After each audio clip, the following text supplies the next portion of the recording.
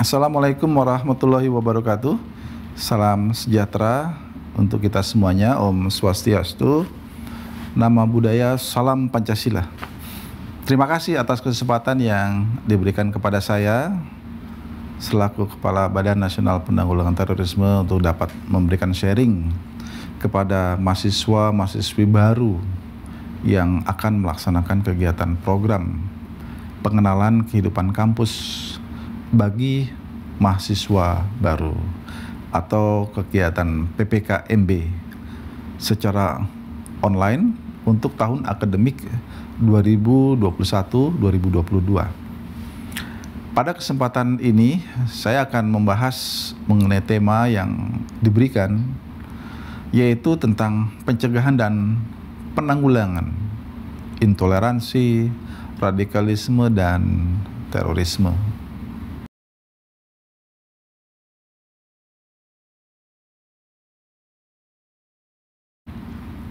Sebagaimana kita ketahui bahwa Global Terrorism Index respon PBB dan indeks potensi radikalisasi,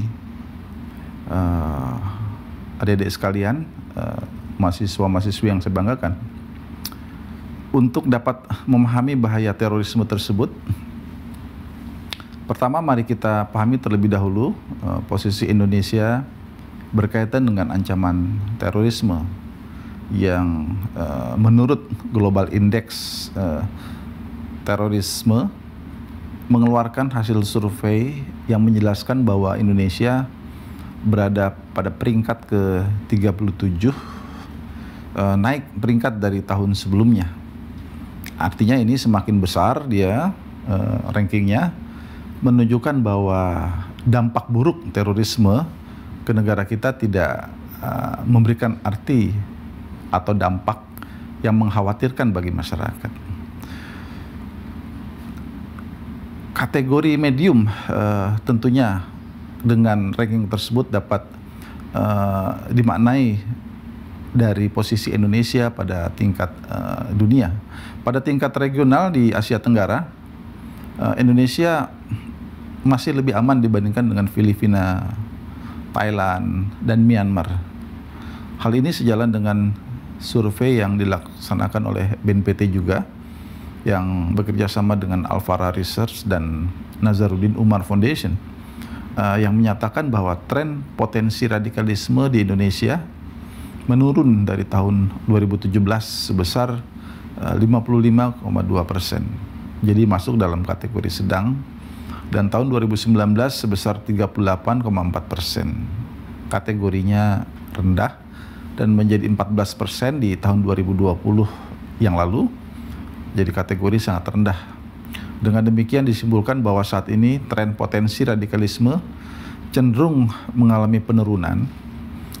Namun secara global kita harus selalu waspada, karena banyak penyebaran paham radikal terorisme yang dilakukan melalui online. Hal ini juga diserukan oleh Perserikatan Bangsa-Bangsa dengan mengeluarkan resolusi nomor 2532 pada tanggal 1 Juli 2020 yang lalu dalam rangka menjaga perdamaian dan keamanan internasional di masa pandemi. Yang isi seruannya adalah meminta agar dilakukan dengan segera gencatan senjata di daerah konflik di berbagai belahan dunia.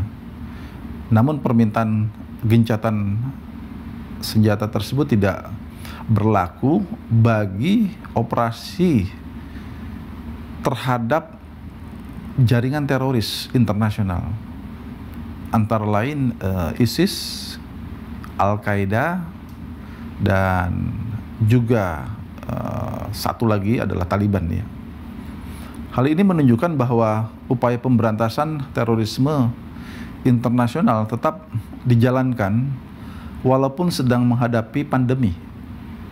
Selain itu, United Nations Counterterrorism Executive Directorate telah mengeluarkan policy paper mengenai ancaman terorisme dan ekstremisme berbasis kekerasan di masa pandemi, dengan mengingatkan negara-negara anggota PBB terkait dengan ancaman risiko jangka pendek dan jangka panjang terorisme di masa pandemi. Dari policy paper tersebut, dua hal yang menjadi fokus utama penanggulangan terorisme, yaitu satu, fokus pada upaya penanggulangan terorisme terkait penyalahgunaan internet atau misuse of cyberspace oleh kelompok jaringan teroris. Dalam hal ini merupakan negatif naratif yang dikumandangkan, disebarluaskan oleh jaringan teroris. Jadi ini sebuah propaganda. Upaya negara untuk menangani kekecewaan di masyarakat yang dapat menjadi pemicu radikal terorisme dengan fokus utama pencegahan dan pendekatan lunak atau soft approach. Komposisi penduduk dan penetrasi pengguna internet di Indonesia. Adik-adik mahasiswa yang saya banggakan, pada tahun 2021 ini Indonesia telah memasuki fase bonus demografi. Kita tahu bahwa fase bonus demografi ini bisa berlangsung sampai 2045 yang ditandai dengan jumlah penduduk usia produktif di rentang usia 15 sampai 64 tahun yang lebih besar dibandingkan dengan penduduk usia non produktif. Menurut sensus BPS tahun 2020, jumlah penduduk Indonesia saat ini didominasi oleh generasi Z, lahir pada kurun waktu tahun 1997 sampai 2012,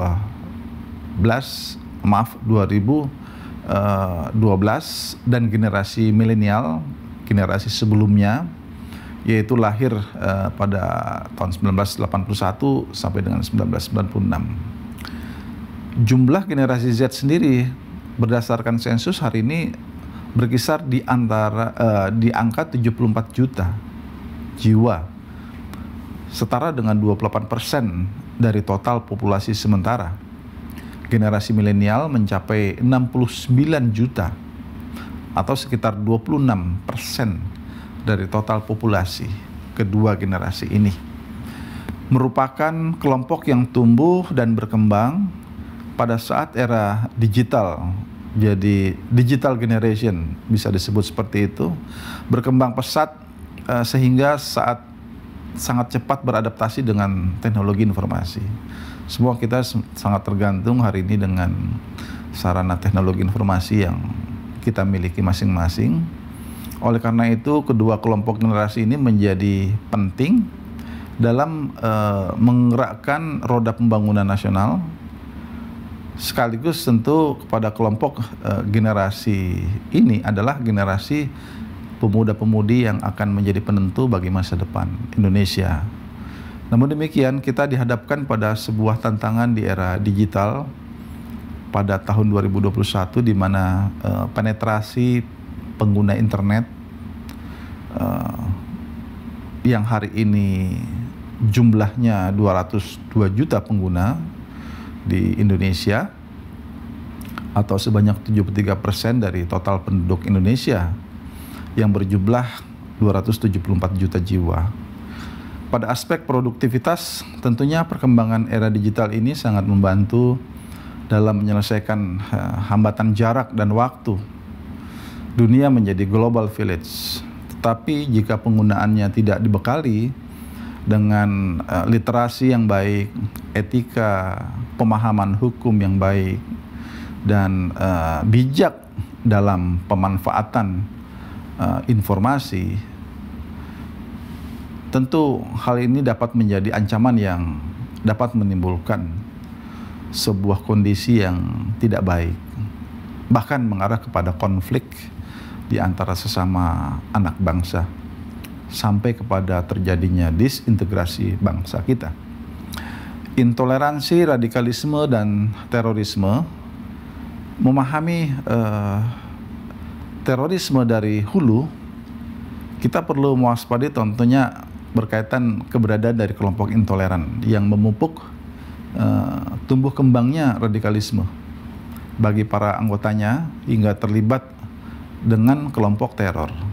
Dalam hal ini kelompok intoleran membangun fase radikalisasi yang dijabarkan ke dalam beberapa fase hingga terlibat pada kegiatan kekerasan atau bahkan mengarah kepada terorisme. Jika mengacu pada hal tersebut, maka kelompok intoleran ini tidaklah secara langsung terafiliasi dengan kelompok teror, namun membentuk dan mempersiapkan individu yang membangun keterikatan dengan ideologi tertentu hingga kemudian dapat menumbuhkan fase radikalisasi dan mengglorifikasi kegiatan-kegiatan yang dapat menjadi katalisator bagi individu untuk bergabung dengan kelompok jaringan teror. Melalui piramida model radikalisasi, Diego Muro menjabarkan kelompok-kelompok intoleran ini sebagai hulu yang akhirnya bermuara pada kelompok teror di hilir. Pada piramida tersebut, simpatisan memiliki jumlah yang lebih banyak daripada kelompok teror. Kelompok pendukung pada bagian tengah merupakan kelompok yang dapat dikatakan sebagai kelompok radikal, dan kelompok ini pola pergerakan organisasi dilaksanakan melalui beberapa tahapan. Di antaranya adalah cara 5 penyampaian dan pembingkaian gagasan kepada masyarakat dalam kegiatan yang disediakan sebagai sebuah framing, mobilisasi sumber gerakan, mobilizing, dan pengambilan keputusan atau decision making. Di Indonesia sendiri, kelompok intoleran, radikal, dan teror dapat dibedakan lebih detail sebagai berikut. Kelompok intoleran, kelompok ini memiliki 3 komponen, yaitu ketidakmampuan menahan diri untuk tidak menyukai individu atau pihak lain, sikap mencampuri dan atau menentang sikap atau keyakinan orang lain, dan dengan sengaja mengganggu kelompok orang lain. Kelompok intoleran dapat dipahami sebagai kelompok yang menghimpun komponen intoleransi tersebut. Diego Durgo menyebutkan bahwa pada tataran sympathizer, mereka setuju dengan penyebab yang menjadi landasan kelompok teror. Hanya saja mereka tidak menyetujui kekerasan yang dilakukan oleh para teroris. Jadi dia intoleran, tapi kekerasan yang dilakukan oleh jaringan teror, dia tidak menyukai hal tersebut. Kelompok radikal, kelompok ini ditandai dengan adanya tindakan kekerasan yang juga mendukung tindakan teror, baik secara material, finansial, dan juga support terhadap kelompok teror. Kelompok radikal memiliki peran penting dalam mendukung aktivitas teror. Pada kelompok ini, individu sudah pada fase radikalisasi dan menunggu adanya katalis event atau fenomena katalisator yang memantik individu sehingga akhirnya memutuskan untuk berbagi atau menggabungkan diri dengan kelompok teror. Jadi proses radikalisasi itulah yang tentunya kita sama-sama harus mewaspadai, terutama adalah para generasi muda. Oleh karena itu janganlah kita dengan mudah begitu percaya pemanfaatan atau informasi di dunia maya ini dengan menerima mentah-mentah begitu saja setiap informasi, apalagi ini berkaitan dengan ideologi kekerasan, terutama ideologi yang dikumandangkan, disampaikan oleh kelompok jaringan terorisme melalui dunia maya. Karena memang dengan angka jumlah yang signifikan dari generasi milenial dan generasi Z, sebagaimana yang saya uraikan tadi di atas, itu tentu menandai bahwa potensi pendukung terhadap jaringan teror ini sangat tinggi, terutama dari kalangan anak muda. Kelompok teror ditetapkan dengan mekanisme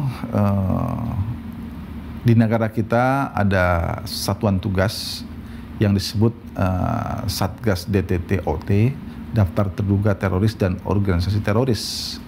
sebagai individu dan korporasi yang secara langsung maupun tidak langsung diajukan oleh Polri. Jadi ada mekanisme terhadap individu maupun entitas yang memiliki atau telah dibuktikan atau belum dibuktikan, diketahui adalah merupakan jaringan atau terafiliasi dengan kelompok teror. Nah, oleh karena itu setiap proses penegakan hukum yang dilakukan di negara kita, di mana negara kita hari ini memiliki Undang-Undang Nomor 5 Tahun 2018 tentang pemberantasan tindak pidana terorisme sebagai pembaruan dari undang-undang sebelumnya, yaitu Undang-Undang Nomor 15 Tahun 2003 yang merupakan penguatan dari peraturan sebelumnya, yaitu Perpu Nomor 1 Tahun 2002 pasca terjadinya bom Bali pada tahun 2002 yang lalu. Setelah mereka diproses secara hukum ataupun diperoleh sebuah informasi intelijen bahwa entitas maupun individu tertentu dapat dimasukkan dalam daftar terduga teroris dan organisasi teroris. Ini adalah sebagai upaya pencegahan untuk dirilis kepada publik, baik itu di tingkat domestik maupun global, sehingga masyarakat menyadari ada pihak-pihak tertentu yang harus diwaspadai. Hari ini cukup banyak hasil dari proses penegakan hukum yang kemudian memasukkan entitas dan individu di dalam daftar terduga teroris dan organisasi teroris tersebut. Jadi ini adalah sebuah proses dalam rangka memberikan akses kepada publik, sehingga tentunya publik menyadari, dan dengan adanya informasi tersebut kita harus terus sama-sama melakukan kolaborasi, kerjasama agar upaya-upaya penanggulangan terorisme ini dapat berjalan secara simultan, sinergi dengan kolaborasi, sehingga dapat menghasilkan sebuah kekuatan yang sangat maksimal bagi negara di dalam mengantisipasi kejahatan terorisme ini.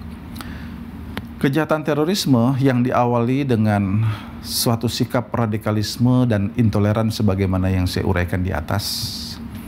Pada umumnya hari ini kita di Indonesia khususnya diwarnai dengan propaganda dari kelompok jaringan teroris global yang terus mencoba memperoleh dukungan dari berbagai kalangan, utamanya dari generasi milenial dan generasi Z yang saya sampaikan.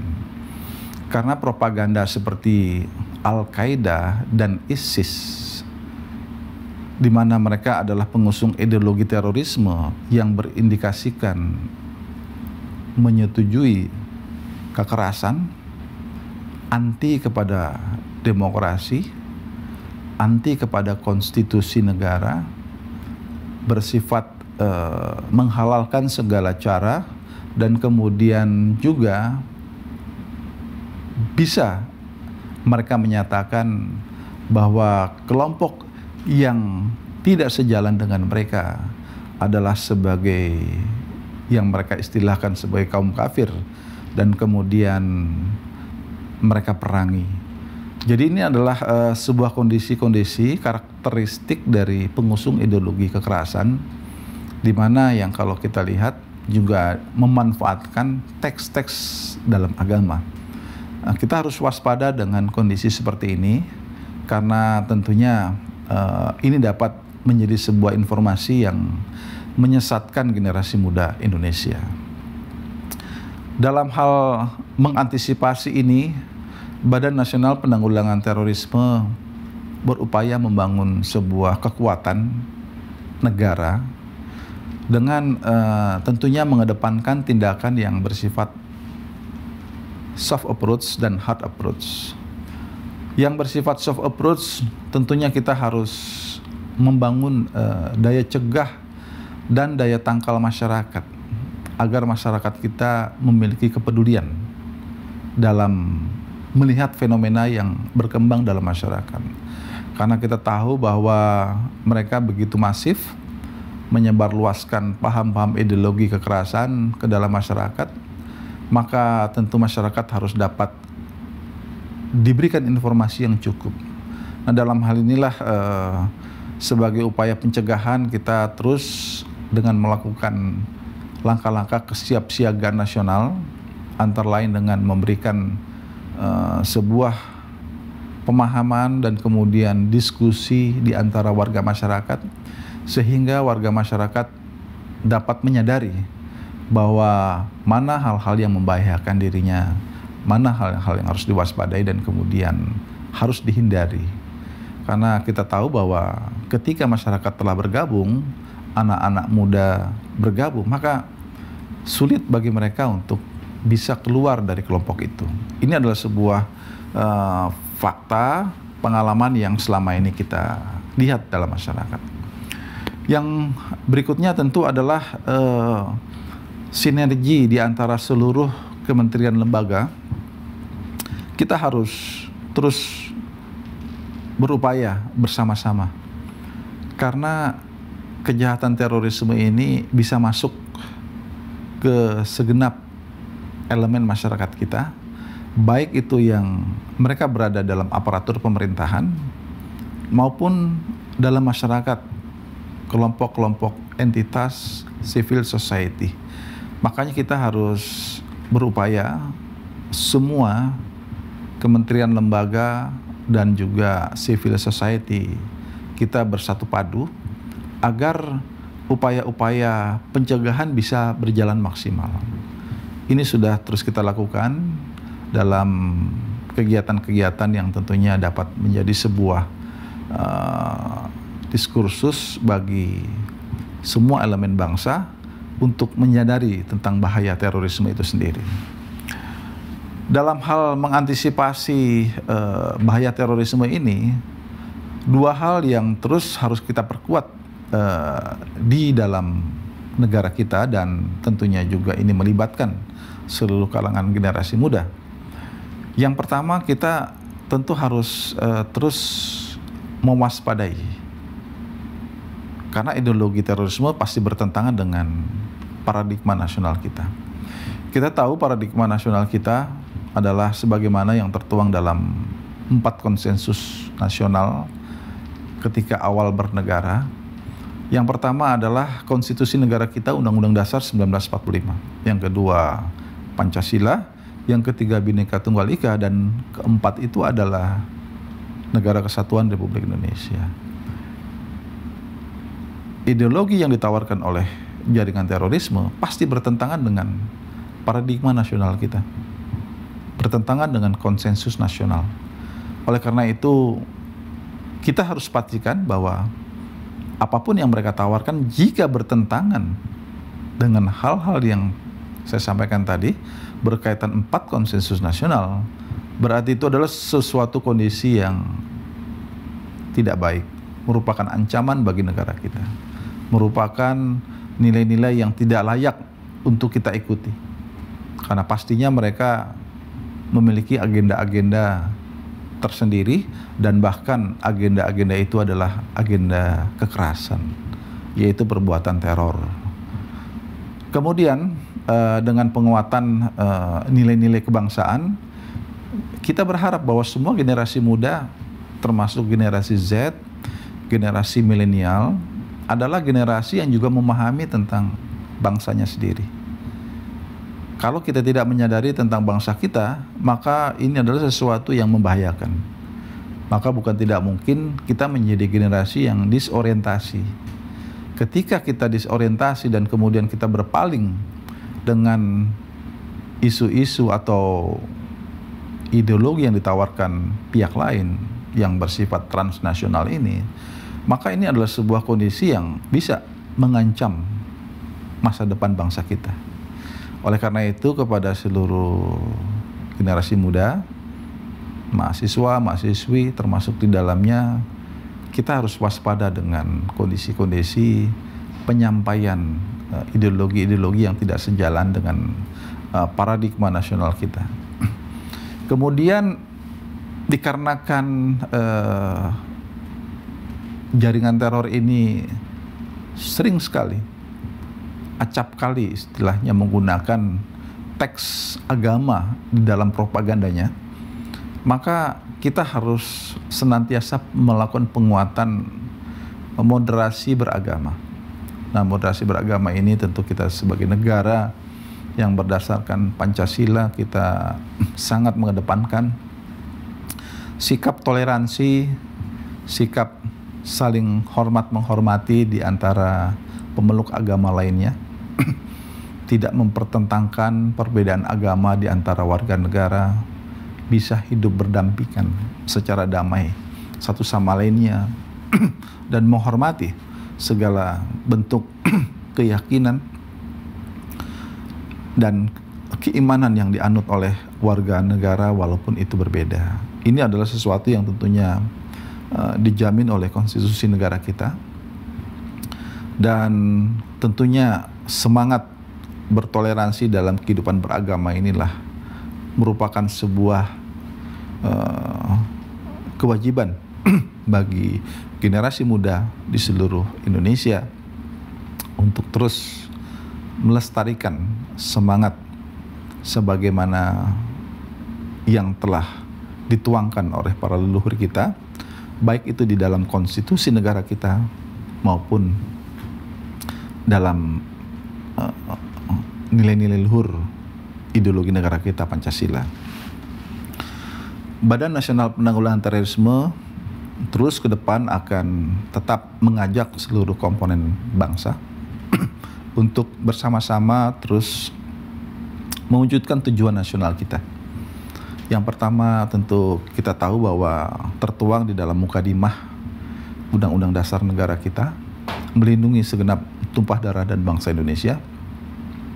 Yang kedua adalah mencerdaskan kehidupan bangsa, memajukan kesejahteraan umum, dan kita bertekad turut serta mewujudkan perdamaian dunia. Ini adalah amanah konstitusi yang tentunya menjadi hal yang dapat kita pahami bersama dan kita implementasikan di masa kini dan yang akan datang. Itulah tentunya sebagai modal dasar kita sebagai bangsa Indonesia, yang tentunya apabila kita yakini nilai-nilai luhur tersebut akan menjadi modal besar bagi kita bangsa Indonesia untuk terus bergerak maju menjadi bangsa yang hebat, bangsa yang maju, bangsa yang tentunya memiliki karakteristik nilai budaya luhur bangsa kita, di mana kita memiliki semangat untuk hidup berdampingan secara damai, bergotong royong, tentunya untuk mewujudkan Indonesia yang harmoni. Ini adalah merupakan sebuah tanggung jawab bersama, terutama tentu kepada seluruh kalangan generasi muda. Hendaklah terus kita waspada dengan segala bentuk nilai-nilai yang tidak sejalan dengan nilai-nilai luhur bangsa kita, dan kemudian tetaplah terus bertekad untuk menjadikan bangsa Indonesia menjadi bangsa yang hebat. Mahasiswa, mahasiswi berperan sangat besar di dalam mewujudkan masa depan Indonesia yang lebih hebat. Tentunya Indonesia juga berada di tangan mahasiswa-mahasiswi semuanya di masa yang akan datang. Oleh karena itu, kami berkeyakinan bahwa dengan semangat mencintai nilai-nilai luhur bangsa kita, kemudian mengimplementasikan apa yang telah disampaikan tadi mengenai 4 konsensus nasional yang merupakan paradigma nasional kita, maka kita akan bisa menjadi bangsa yang hebat, selamat dari berbagai ancaman, bahaya yang tentunya setiap saat bisa menghampiri bangsa kita. Terima kasih, selamat belajar, sukses untuk Anda semuanya, dan jangan kecewakan orang tua Anda, jangan kecewakan tentunya seluruh kerabat sahabat Anda yang menanti Anda untuk menjadi orang yang hebat. Terima kasih. Wassalamualaikum warahmatullahi wabarakatuh. Om Santi Santi Santi Om.